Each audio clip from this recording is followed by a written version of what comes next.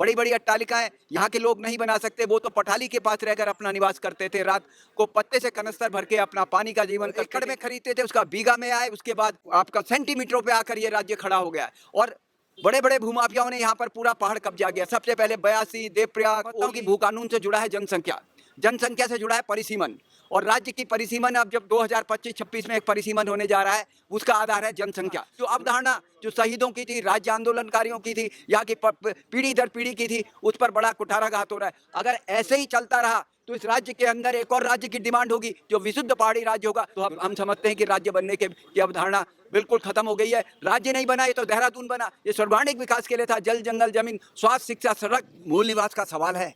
10 से 15 साल आए हुए यहाँ लोग कहाँ यहाँ के मूल निवासी कैसे हो सकते हैं? यहाँ पर लागू होना चाहिए कि उत्तराखंड में जो सन 50 से यहाँ पर निवास कर रहा है, यहाँ का मूल निवासी माना। ओमी उनियाल, राज्य आंदोलनकारी, देहरादून।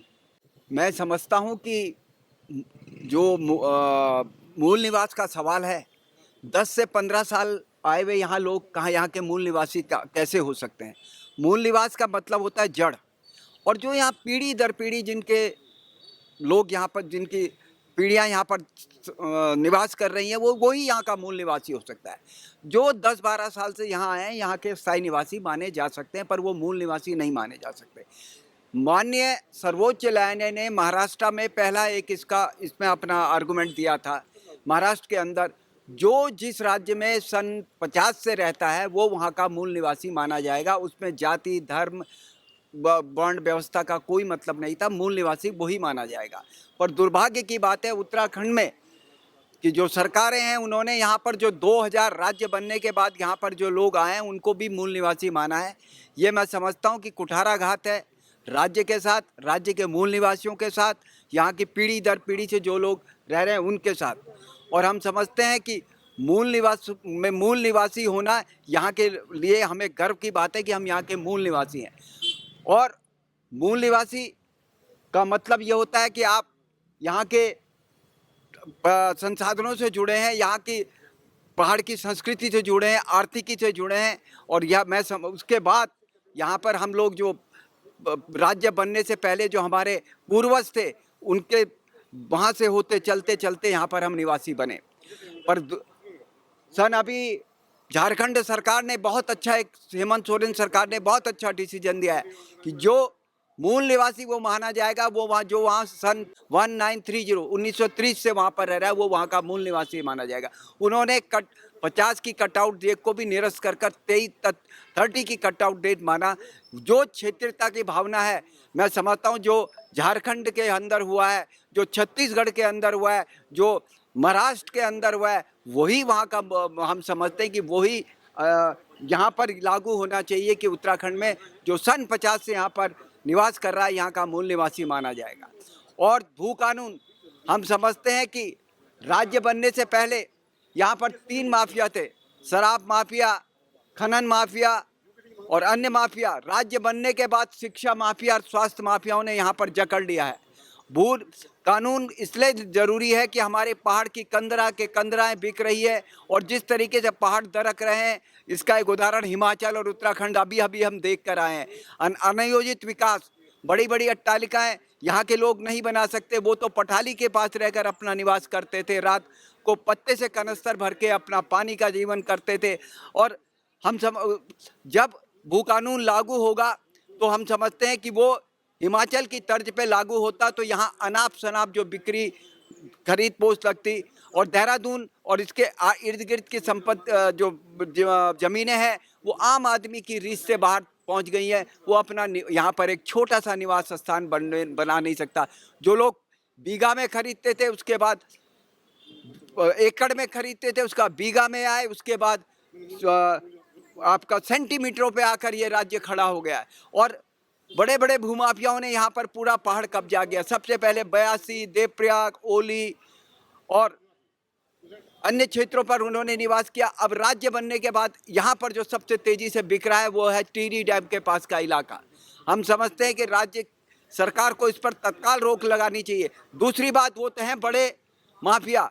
उसके बाद यहाँ पर जो यहाँ की 2 बड़ी नदियाँ हैं, रिस्पना और आपका ये बिंदाल, इसके अंदर जो अनियोजित यहाँ पर जो लोग आकर रहे, और वो जो गोंडा, बस्ती, बहराइच, इटावा, मैनपुरी जो यहाँ पर आकर रहे, वो जनसंख्या का आधार उन्होंने बढ़ाया। और मैं समझता हूँ कि भू कानून से जुड़ा है जनसंख्या, जनसंख्या से जुड़ा है परिसीमन, और राज्य की परिसीमन अब जब 2025-26 में एक परिसीमन होने जा रहा है, उसका आधार है जनसंख्या। दुर्भाग्य के साथ नॉर्थ ईस्ट में जनसंख्या के साथ क्षेत्रफल भी एक आधार है, पर वर्तमान में उत्तराखंड में सिर्फ जनसंख्या उसका आधार है। तो जिस तरीके से तराई, देहरादून को भी मैं तराई मानता हूँ, हरिद्वार, उधम सिंह नगर, हल्द्वानी, देहरादून में जिस तरीके से जनसंख्या का घनत्व बढ़ा है, तो पहाड़ की सीटें जो यहाँ पर आएंगी, क्योंकि उसका आधार है जनसंख्या, तो हमारा पहाड़ का प्रतिनिधित्व खत्म होगा।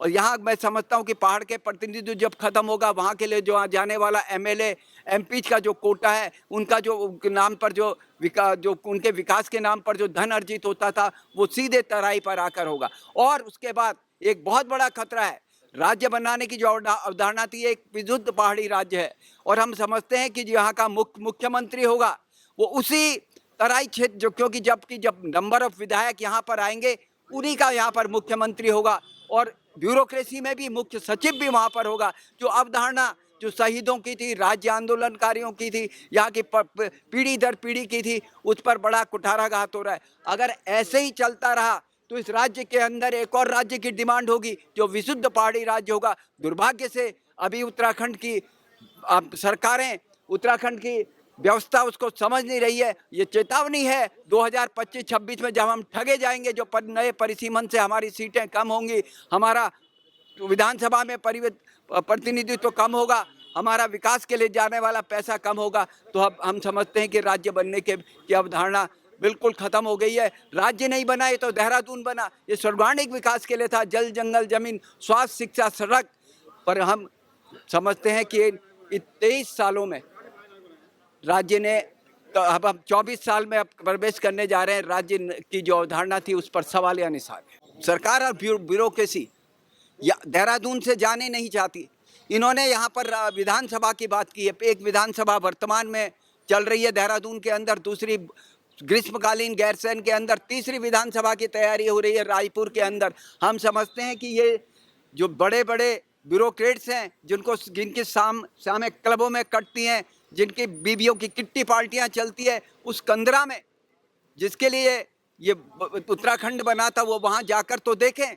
वो वहाँ जाना नहीं चाहते, क्योंकि वहाँ स्वास्थ्य का सवाल है, शिक्षा का सवाल है, सड़क का सवाल है। जो व्यवस्था देहरादून में आप क्लब संस्कृति दे रहे हैं, हमने थाईलैंड संस्कृति के लिए ये राज्य थोड़ी बनाया था, हमने तो देवभूमि के लिए ये राज्य है, जहाँ पर हमारे 4 धाम हैं और 5वां हमारा हेमकुंड साहिब है।